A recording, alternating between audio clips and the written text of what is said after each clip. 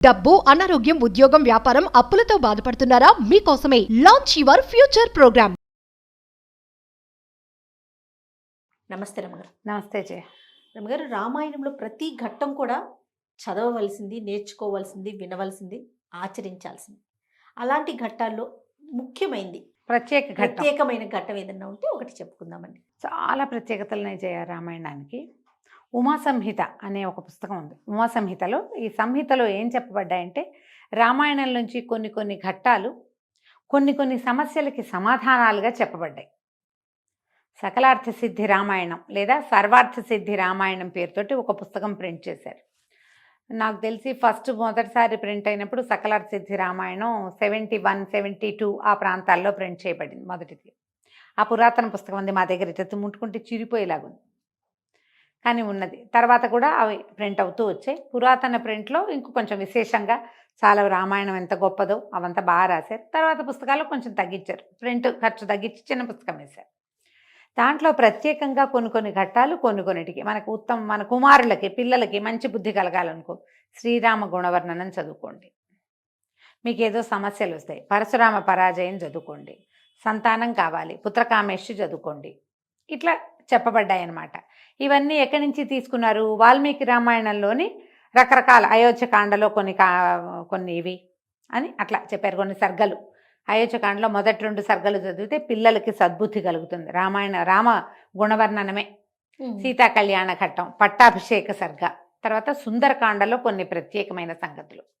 అయితే అందులో ఒక ప్రత్యేకమైన సంగతి ఏంటంటే సుందరకాండలోని త్రిజటా స్వప్నం చాలా ప్రత్యేకమైనది. ఈ త్రిజటా స్వప్నం ఎప్పుడు వస్తుంది?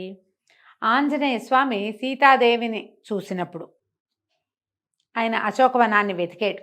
మొత్తం లంకానగరం అంతా వెతికి సీతాదేవి ఎక్కడ కనపడక హనుమన్ నిర్వేదం కూడా ఒక ప్రత్యేకమైన సబ్జెక్టు. నాకు గుర్తుండి సుందరకాండలో 14వ సర్గ అట్లా అనుకుంటున్నాను. ఆయన చాలా దిగులు పడి, అయ్యో ఏమిటి నాకు కనపడలేదు, నేనేం చెప్పను వెళ్ళి, ఆమెను ఏమైనా వీళ్ళు చంపేశారా, నేను రాముడికి ఏం చెప్పను, వాళ్ళందరూ ఏమైపోతారు, ఒకళ్ళ తర్వాత ఒకళ్ళు అందరూ మరణిస్తారు, అందరూ అయిపోతారు, నేను ఇంక అక్కడికి వెళ్ళను, నేను వెళ్ళిపోయి తపస్సు చేసుకుంటా, ఇంకెక్కడికో వెళ్తా, నేను వెళ్ళకూడదు అనుకుంటాడు. దిగులు పడతాడు బాగా. హనుమన్ నిర్వేదం చాలా అద్భుతమైన ఘట్టం. ఇదేంటంటే మానసికమైన చిత్తచాంచల్యాలు కలిగినప్పుడు, మానసికమైన సమస్యలు, మనకే డిప్రెషన్ కానీ మనకే ఏదైనా మెంటల్ ఇష్యూస్ కొన్ని వస్తాయి కదా, ఆ వచ్చిన వాళ్ళు ఈ హనుమన్ నిర్వేదం చదువుకోమంటారు. ఈ హనుమన్ నిర్వేదం తర్వాత ఆయన అశోకవనాన్ని చూస్తాడు. చూసి అశోకవనం ఇదేంటి ఇంత అద్భుతంగా ఉంది, ఇక్కడ ఉందేమో అని వెళ్తాడు. అశోకవనంలోకి వెళ్తే ఒక చెట్టు కింద, సించుపా వృక్షం కింద ఈవిడ కూర్చొని కనపడుతుంది. అప్పుడు ఈయన చెట్టు మీద ఉండగానే రావణాసురుడు వస్తాడు.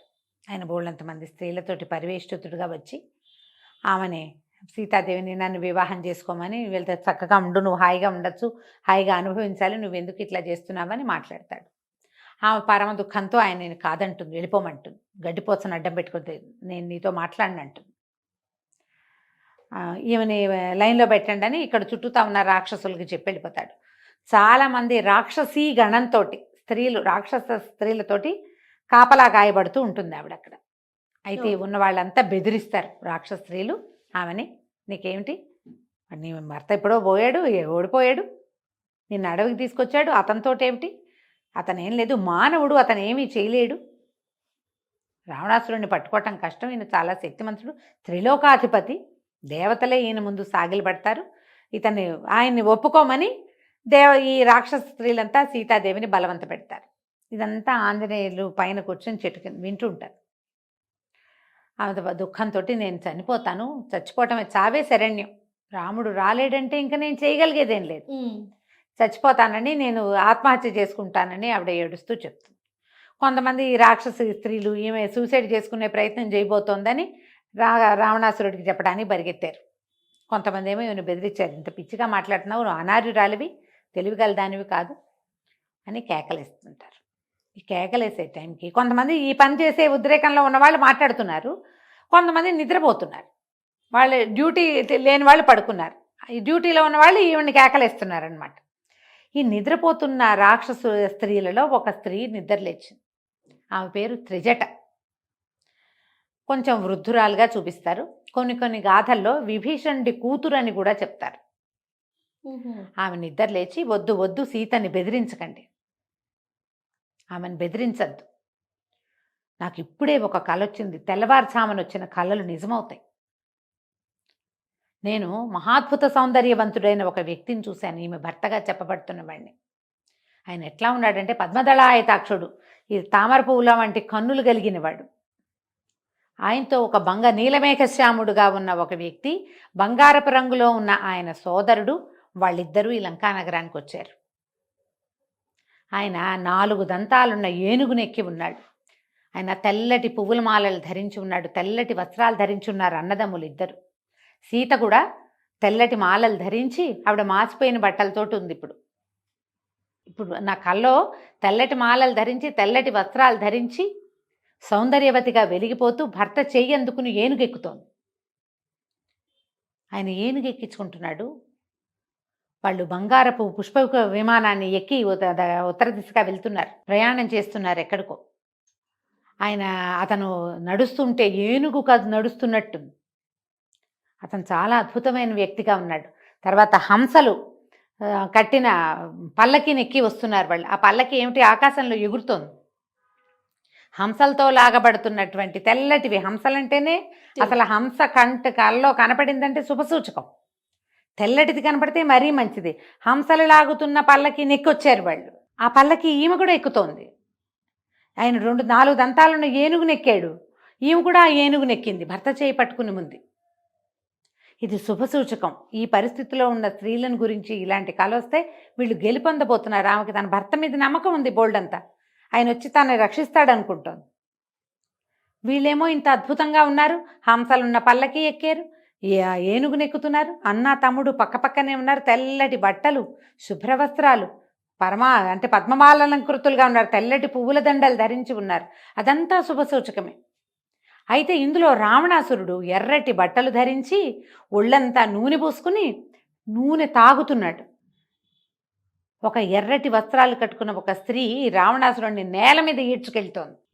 తర్వాత కుంభకర్ణుడు, వీళ్ళంతా గాడిదల మీద ఊరేగుతున్నారు. వాళ్ళు నూనె కనపడకూడదు అసలు కల్లో, అలాంటిది నూనె తాగుతూ కనపడ్డాడు. నూనె రాసుకుని ఉన్నాడు రావణాసురుడు. అదే పేడలో మునిగిపోతున్నారు వాళ్ళు, రావణాసురుడు, కుంభకర్ణుడు. అక్కడి నుంచి లంకానగరం అంతా దగ్ధమైపోతోంది. రాక్షస స్త్రీలంతా తైలం తాగుతూ, తైలం రాసుకుంటూ ఏడుస్తున్నారు. ఈమెమో హాయిగా నవ్వుతోంది భర్తతోటి. కళ ఎట్లా ఉంది, వీళ్ళకి అశుభంగాను వాళ్ళకి శుభంగాను కనపడుతోంది. ఈ లంకానగర వినాశనం తప్పదు. ఈమెను రక్షించడానికి ఈమె భర్త తప్పకుండా వస్తాడు. ఆమె చెప్తున్నదే నిజం. పైగా ఈమె సామాన్య స్త్రీ కాదు, భర్త వనవాసానికి వెళ్తుంటే అతని వెంటపడి అడవికి వచ్చిన స్త్రీ. ఎవరొస్తారు, ఆయనకి వనవాసం ఉంది, ఆయన ఒకటే వెళ్ళి ఉండొచ్చు. ఆ కష్టాలు నేను పడలేను బాబు, నా వల్ల కాదు, ఆ సినిమాకి నేను రాను, తలకాయ నొప్పి అంటారు. ఇప్పుడు ఆయనతో పాటు భర్తతో వెళ్దామనుకోరు, అది నాకు బోరని మానేస్తారు. అలాంటిది ఈమె అడవికే బయలుదేరింది, 14 సంవత్సరాలు తిరిగింది ఆయనతో పాటు అడవిలో పడి. అలాంటి స్త్రీ ఆమె మనసులో ఏదనుకుంటే అది అయిపోతుంది. ఈమెకి శుభం కలగబోతుంది. పైగా చూడండి సీతని, ఆమె కన్ను కొట్టుకుంటోంది, కన్ను అదురుతోంది, ఆమె భుజం అదురుతోంది, ఆమెకు శుభం జరగబోతోంది. మనకి చాలా కష్టాలు వస్తాయి, ఈమెను బాధించద్దు. రేపొద్దున ఈమెను బాధించిన ప్రతి వాళ్ళని రాముడు తన బాణాలతోటి నొప్పించక మానడు. అతను ఎంత యుద్ధవీరుడుగానూ ఉన్నాడు. ఆ పక్కనున్న బంగారపు రంగులో ఉన్నవాడు కూడా అట్లాగే ఉన్నాడు. అయితే ఒక మహావానరం ఒకటి ఈ లంకానగరాన్ని తగలబెడుతోంది. అది కూడా కల కనపడింది. ఒక వానరం తగలబెడుతోంది. కోతి కూడా కల్లో కనపడకూడదు. ఆంజనేయ స్వామి అయినప్పటికీ అంటారు, ఇదే చెప్తారు. సీతాదేవికి ఆ పైకి చెట్టు మీదకి కళ్ళు చూసేసరికి ఆంజనేయుడు కనపడితే కళ అనుకుని ఆవిడ, అయ్యో కల్లో కోతి కనపడకూడదు, నా కోతి కనిపించిందని బెంగపెట్టుకుంటుంది ఆవిడ. అది నిజం అనిపించదు, క్షణం పాటు తన కల్లో ఉన్నాను అనుకుంటుంది. ఇలా త్రిజట చెప్తుంది ఈ సంగతి అంతా. రేపు త్వరలో లంకానగర నాశనం తప్పదు. రావణుడు పొరపాటు చేశాడు, అతనికి మరణం తథ్యం. ఆయన ఎర్రటి బట్టలు కట్టుకుని కనపడుతున్నాడు, నూనె తాగుతున్నాడు, నూనె రాసుకుంటున్నాడు ఒంటికి, గాడిదనెక్కుతున్నాడు. సార్వభౌమత్వాన్ని, త్రిలోకాధిపత్యం ఉన్నవాడు గాడిదనెక్కటం ఏమిటి? గాడిదనెక్కి కనపడుతున్నాడు, తమ్ముళ్లతో సహా కుమారులతో సహా సమస్తమైన జనాలు గాడిదల్ని ఒంటెల్ని ఎక్కి ఊరు వెళ్తున్నారు. వాళ్ళు అందరూ బురదలో పేడలో కూరుకుపోయి కనిపిస్తున్నారు. అందరూ నూనె తాగుతున్నారు, తాగి ప్రేలాపనలో మునిగి తేలుతున్నారు. వాళ్ళందరికీ మరణం తథ్యం. కాబట్టి సీతని బాధించద్దు, ఆమెను వదిలిపెట్టేయండి, ఆమెతో మాట్లాడద్దు. ఏది జరగాలనుందో అది జరుగుతుంది, తెల్లవారుసామున వచ్చిన కళ్ళలు నిజమవుతాయని ఆవిడ సీతకి దండం పెట్టిందట త్రిజట. ఇదంతా వింటున్నాడు ఆంజనేయ స్వామి. రేపు జరగబోయేది ఇది. ఇదంతా వాళ్ళకి శుభమే కదా. రాక్షస స్త్రీలు గమ్మునైపోయారు, తగ్గిపోయారు, నిశ్శబ్దంగా ఉన్నారు. ఈవిడ సీతాదేవి మాత్రం నా వల్ల కాదు, వీళ్ళందరూ ఎవరి దారిని వాళ్ళ నిద్రలో పడ్డారు. ఆవిడ ఈ చెట్టుకు ఉరిపోసుకుందాం అనుకుంది. అప్పుడు ఆంజనేయ స్వామి ఈ రామగాథ అంతా చెప్పాడు. ఇక్ష్వాకు వంశ ప్రభు ఉన్నాడు, ఆయనకి కుమారులు ఉన్నారు 4 అని కథ అంతా చెప్పేసరికి ఆవిడప్పుడు ఆంజనేయ స్వామితో మాట్లాడింది. తర్వాత ఏముంది, ఇది మన లంకాదహనం జరిగిపోయింది. ఈ రావణాసురుడితో మాట్లాడడం, మళ్ళీ వెళ్ళి ముద్రిక ఈవిడికేమో ఉంగరం ఇచ్చి ఆవిడ యొక్క చూడామణిని తీసుకుని ఆయన వెళ్ళిపోయాడు. తర్వాత రాముడు తదితర సైన్యం అంతా మళ్ళీ వచ్చారు. ఈ త్రిజటా స్వప్నాన్ని గనక చదివితే ఇది సుందరకాండలో 27వ సర్గ. మీకు పీడకలలు వస్తాయి ఒక్కొక్కసారి. పీడకలల్లో మరణము, దుర్మరణాలు, యాక్సిడెంట్లు, మనకి సంబంధితుల వాళ్ళ గురించిన చెడ్డ కళ వచ్చినప్పుడు త్రిజటా స్వప్నాన్ని గనక చదువుకుంటే ఎక్కువ లేవు, ఒక 52-51 శ్లోకాలు ఉంటాయి. చకచకా చదివేసుకోవచ్చు. రామాయణం అంత టఫ్గా అనిపించదు. మామూలుగా మన విష్ణు సహస్రనామం, లలితా సహస్రం చదివే అలవాటు ఉన్న వాళ్ళైతే చదవగలుగుతారు.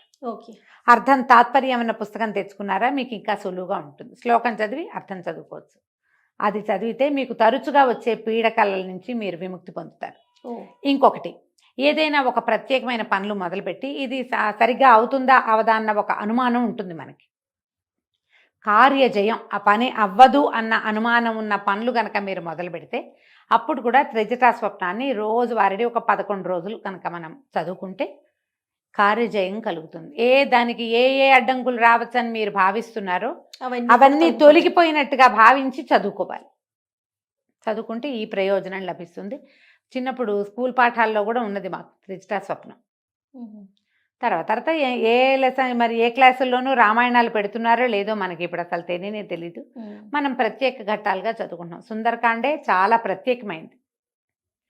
ఆంజనేయ స్వామి సముద్ర లంఘనం ఒకటి, తర్వాత ఏమో లంకాదహనము, సీతాదేవిది హనుమన్ నిర్వేదము, ఈ తర్వాత త్రిజటా స్వప్నము, తర్వాత ఈ ఆంజనేయ స్వామికి తోకకి నిప్పంటిచ్చారని తెలిసాక సీతాదేవి చదివేటువంటి 4 శ్లోకాలు అగ్నిదేవుని శాంతించమని చెప్పేవి, ఇవన్నీ ప్రత్యేకమైనవే సుందరకాండలో. మొత్తం సుందరకాండ పారాయణ చేయగలిగితే అమోఘంగా ఉంటుంది.